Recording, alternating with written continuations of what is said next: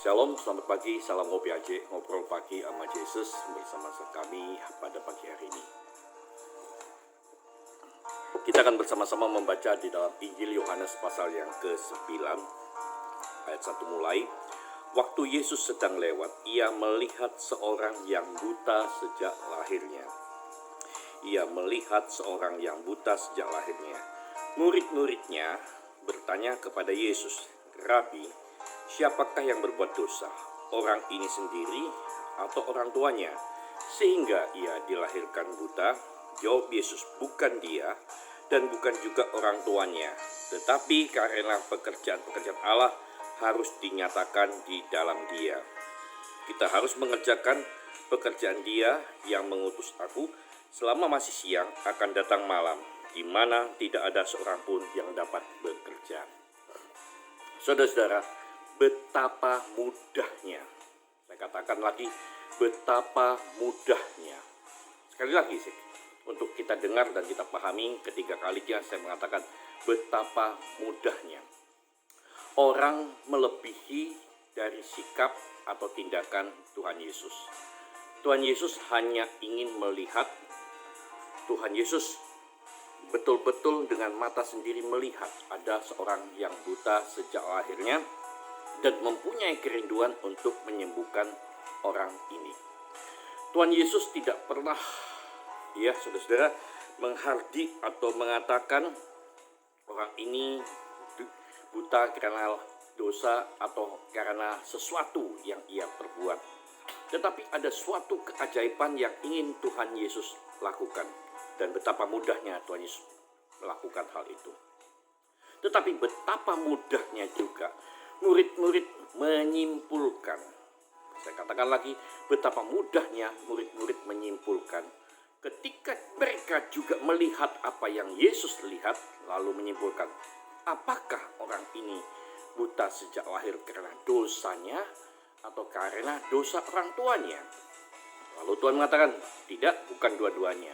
Nah, saudara-saudara dikasih Tuhan, kita terlalu mudah untuk menghakimi orang, kita terlalu mudah juga untuk menilai seseorang dengan apa yang kita lihat, dengan apa yang terjadi pada orang lain.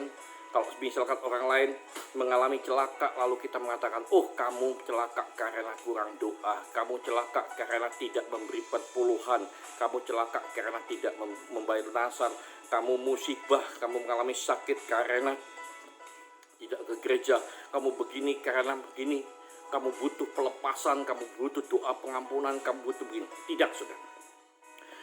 Hal itu seringkali kita lakukan seolah-olah kita ini lebih hebat daripada Tuhan Yesus. Seolah-olah kita mengerti apa yang terjadi pada orang itu, saudara-saudara. Nah, saudara-saudara, janganlah kita bersikap seperti demikian. Janganlah kita melihat ada orang lain mengalami susah, ada orang lain mengalami kesalahan, ada orang lain tertimpa musibah, tertimpa masalah, lalu kita mengatakan, ini hukuman Tuhan, ini karena dosa, kamu butuh pelepasan, kamu butuh ini.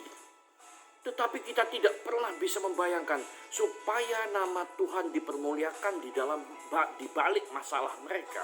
Nah, saudara, kita lebih senang, apalagi kalau yang terjadi adalah lawan kita, musuh kita.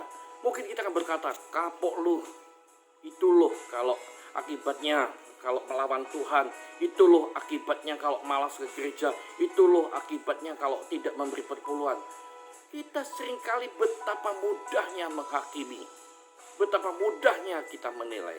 Hati-hati, Tuhan lebih mudah menyembuhkan, Tuhan lebih mudah mengampuni, Tuhan lebih mudah melakukan suatu perkara ajaib supaya nama Tuhan dipermuliakan. Tapi kita tidak. Kita lebih mudah membuat orang itu semakin terpuruk, semakin pahit hati, membuat orang itu dengan perkataan kita, dengan penghakiman kita, semakin orang itu jatuh dalam masalah. Kita bukan menjadi solusi yang menyelesaikan masalahnya. Apa yang seharusnya kita lakukan? Kita bawa dia pada Tuhan. Ayo kita sama-sama berdoa. Dan biarkan dia berdoa di hadapan Tuhan dengan masalahnya. Bawa dia tanpa ada penghakiman, tanpa ada nilai-nilai pelepasan dan lain sebagainya. Lalu bawalah dia pada Tuhan. Supaya Tuhan memberi kelegaan, supaya Tuhan memberi damai sejahtera. Dan yakinlah, Tuhan mampu dengan mudahnya menyelesaikan masalah saya dan masalah mereka. Ingat, mata kita, mulut kita, pikiran kita, perasaan kita, jangan terlalu mudah menilai orang lain. Jika kita melihat masalah mereka, biarkanlah, tuntunlah mereka untuk berjalan bersama dengan Tuhan. Seperti orang buta ini dibawa kepada Tuhan Yesus, saudara. Lalu Tuhan Yesus tidak pernah mengatakan apapun, tidak pernah dosamu diampuni, tidak pernah mengatakan hai setan keluar. Ya, kepada orang buta ini dia hanya mengaduk tanah, lalu mengoles di matanya, lalu disuruh membasuh di kolam Siloam. Nah saudara, apa yang terjadi? Kesembuhan. Iya, Tuhan Yesus tidak menghakimi, tapi Tuhan Yesus melakukan suatu kesembuhan di luar pikiran manusia. Saudara, apa terjadi? Orang ini sembuh dan menjadi keajaiban Tuhan yang sekian kalinya, sehingga mereka memuliakan Tuhan. Nah saudara, biarkanlah orang yang punya masalah terhadap segala masalahnya bawa mereka pada Tuhan. Mereka yang buta dalam masalah akan dicelikkan sehingga mampu menghadapi masalah. Mereka yang lumpuh dalam persoalannya, mereka akan bangkit berjalan karena dibawa kepada Tuhan Yesus. Termasuk saya dan termasuk kita sendiri, saya sendiri. Kalau kita punya masalah, datanglah kepada Tuhan. Saya yakin Tuhan akan mencelikkan kita, Tuhan akan membuat kita mampu berjalan. Tuhan membuat segala-galanya ada keajaiban dalam hidup saya dan saudara. Tuhan Yesus memberkati. Jangan mudah menghakimi, jangan mudah menilai, tapi bawalah semuanya kepada Tuhan supaya Tuhan menyembuhkan saya dan saudara semua.